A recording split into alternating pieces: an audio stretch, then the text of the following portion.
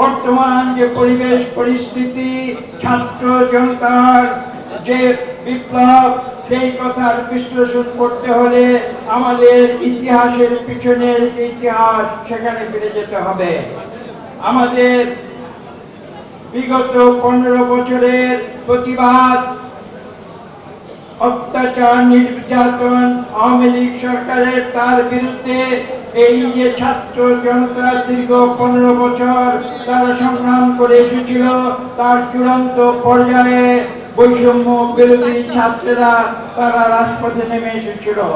একজন বক্তা এবং শোকু নিজে উল্লেখ করেছে যে সেই আন্দোলন ছিল মেধা সত্যের জন্য, যে মেধা সত্যের আন্দোলন একটি পর্যায়ে গিয়ে সরকার বিরোধী আন্দোলনের রূপ নেয় এবং তারা সেই চূড়ান্ত পর্যায়ে বাংলাদেশের 18 কোটি গণতন্ত্রকামী মানুষের ভেতরের যে পুঞ্জীভূত ক্ষোভ, সেই ক্ষোভ যখন উত্তাল হয়ে ওঠে, সেখানে ছাত্র জনতা বৈষম্য বিরোধী আন্দোলনের মাধ্যমে সেখানে দেশলাইয়ের কাশি যেমন একটি স্ফুলিঙ্গ ছুড়ে দেয়, তেমনি একটি স্ফুলিঙ্গ ছুড়ে দিয়েছিল, যার বিস্ফোরিত হয়ে 5ই আগস্ট 2024-এ এই সরকারকে উৎখাত করে দেয়।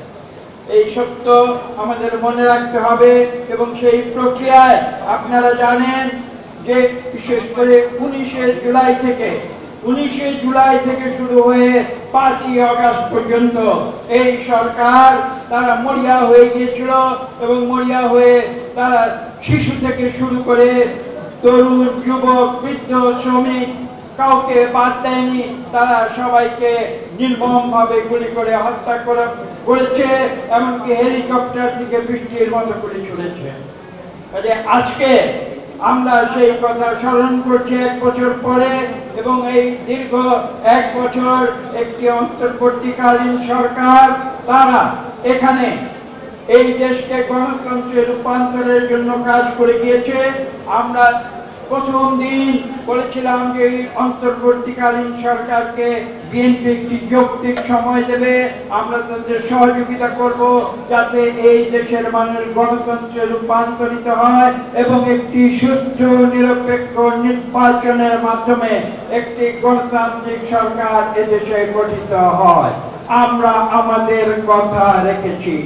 এই অন্তর্বর্তীকালীন সরকার একটি ধাপে ধাপে বিভিন্ন অবস্থার ভিতর দিয়ে গিয়েছে, সেটা আমরা দেখেছি, লক্ষ্য করেছি, এবং সর্বশেষ পর্যায়ে আপনারা দেখেছেন আগামী ফেব্রুয়ারিতে ইনশাআল্লাহ রমজানের আগে তারা নির্বাচনের দিনক্ষণ তারা উল্লেখ করেছে, যেটা পরবর্তীতে আমরা আশা করছি নির্বাচন কমিশন নির্বাচন শিডিউলের মাধ্যমে নির্দিষ্ট করে দেবে।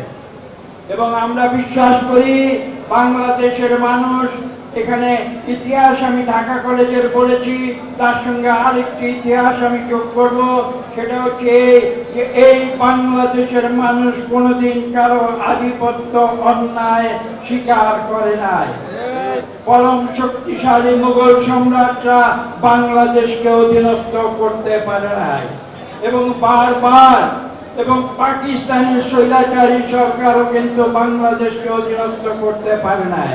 কাজেই বারবার আমরা স্বাধীনতা চেয়েছি এবং স্পষ্ট ভাষায় বলে দিতে চাই যে আমরা পাকিস্তান থেকে স্বাধীন হয়েছিলাম অন্য কারো অধীনতা স্বীকার করার জন্য নয়।